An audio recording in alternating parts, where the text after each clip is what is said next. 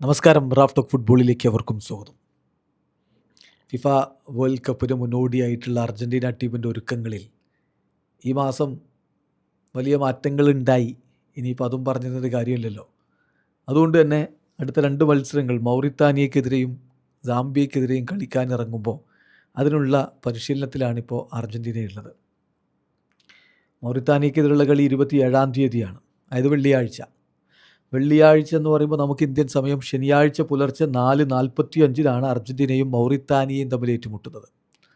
കളിക്ക് മുന്നോടിയായിട്ട് അർജൻറ്റീന ഇപ്പോൾ എസൈസ പ്രോപ്പർട്ടിയിൽ, അതായത് ലയണൽ ആൻഡ്രസ് മെസ്സി ട്രെയിനിങ് സെൻറ്ററിൽ ട്രെയിനിങ് നടത്തിക്കൊണ്ടിരിക്കുകയാണ്. ഇന്നലെ താരങ്ങൾ അവിടെ ഒത്തുചേർന്ന് ഫസ്റ്റ് ട്രെയിനിങ് സെഷൻ നടത്തിയിരിക്കുന്നു. ആ ട്രെയിനിങ് ക്യാമ്പിലെ വിശേഷങ്ങളാണ് നമ്മളിപ്പോൾ പരിശോധിക്കുന്നത്. അർജൻറ്റീൻ മാധ്യമം TYC സ്പോർട്സ് വിശദമായ വാർത്തകൾ പുറത്തുവിടുന്നുണ്ട്. അതായത് വിത്ത് ഫുൾ സ്ക്വാഡാണ് ഇന്നലെ ഫസ്റ്റ് ട്രെയിനിങ് സെഷൻ നടത്തിയിട്ടുള്ളത്. അതിൽ 30 താരങ്ങൾ ഈ ഫിഫ ഡബിൾ ഡേറ്റിനായിട്ട് അർജൻറ്റീൻ കോച്ച് ലയണൽ സ്കലോനി സ്ക്വാഡിലേക്ക് എടുത്തത് 30 താരങ്ങളായിരുന്നു. ആ 30 താരങ്ങളും ഇന്നലെ പ്രസൻ്റായിരുന്നു. ഫുൾ സ്ട്രെങ്ത്തിൽ തന്നെയാണ് ട്രെയിനിങ് നടത്തിയിട്ടുള്ളത്. അപ്പോൾ ഈ ട്രെയിനിങ് എന്ന് പറയുന്നത് അടുത്ത 2 മത്സരങ്ങൾക്ക് മാത്രമുള്ള പ്രാധാന്യത്തോടെയല്ല നടത്തുന്നത്. 2026 വേൾഡ് കപ്പിനുള്ള സ്ക്വാഡ് ഒരുക്കണം, അതിനു വേണ്ടിയിട്ടുള്ള ഒരു പരിശോധന എന്ന രൂപത്തിൽ കൂടി കോച്ച് ഈ ഒരു ട്രെയിനിങ് സെഷനുകളെ കാണുന്നുണ്ടെന്നാണ് TYC സ്പോർട്സിൻ്റെ റിപ്പോർട്ട്. അറിയാലോ, വേൾഡ് കപ്പിൽ അർജൻറ്റീന ഗ്രൂപ്പ് ജെയിലാണ്, along with Algeria, Austria and Jordan. അപ്പോൾ ആ മത്സരങ്ങൾക്കൊക്കെ വേണ്ടിയിട്ടുള്ളൊരു മുന്നൊരുക്കം എന്ന രൂപത്തിലാണ് ഈ ട്രെയിനിങ് സെഷനുകളെ കാണുന്നത്.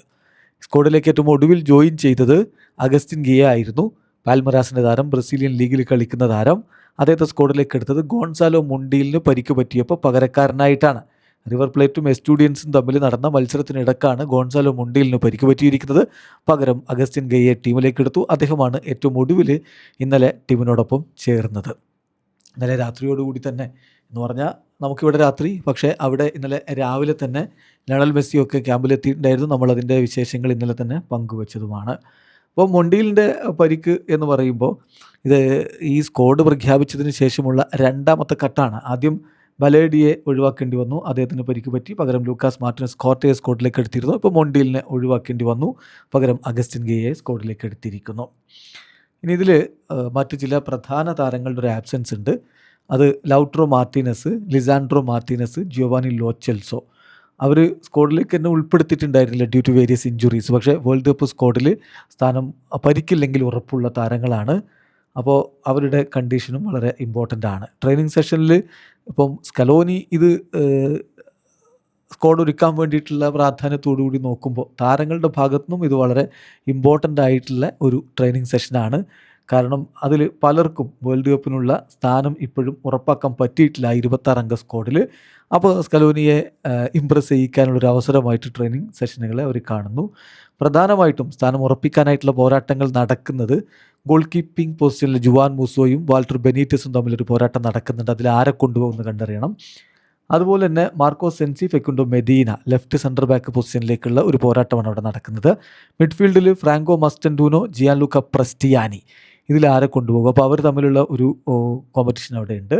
അതുപോലെ തന്നെ Joaquin Panichelli and Jose Lopez centre forward, ഒരു 3rd സെൻറ്റർ ഫോർവേഡായിട്ട് ആരെ കൊണ്ടുപോകും. അപ്പോൾ അവർ തമ്മിലുള്ള ഒരു പോരാട്ടം നടക്കുന്നുണ്ട്. പിന്നെ ബ്രാൻഡ് ന്യൂ കോളപ്പായിട്ടുള്ള ഗബ്രിയൽ റോജേഴ്സ്, അദ്ദേഹവും തീർച്ചയായിട്ടും മാർക്കോസ് അക്യൂഞ്ഞയുടെ സ്ഥാനം എങ്ങനെ തനിക്ക് സ്വന്തമാക്കാൻ പറ്റും എന്നുള്ള രൂപത്തിൽ അദ്ദേഹവും സ്കലോനിയെ ഇംപ്രസ് ചെയ്യാൻ വേണ്ടി ശ്രമിക്കും. അപ്പോൾ അതുകൊണ്ട് തന്നെ ഈ ട്രെയിനിങ് സെഷൻസ് വളരെ ഇമ്പോർട്ടൻ്റ് ആണ്. വീഡിയോ അവസാനിക്കുന്ന ഫുട്ബോൾ ലോകത്തെ കൂടുതൽ വിശേഷങ്ങളുമായി റാഫ് ടോക്സ് എത്താം.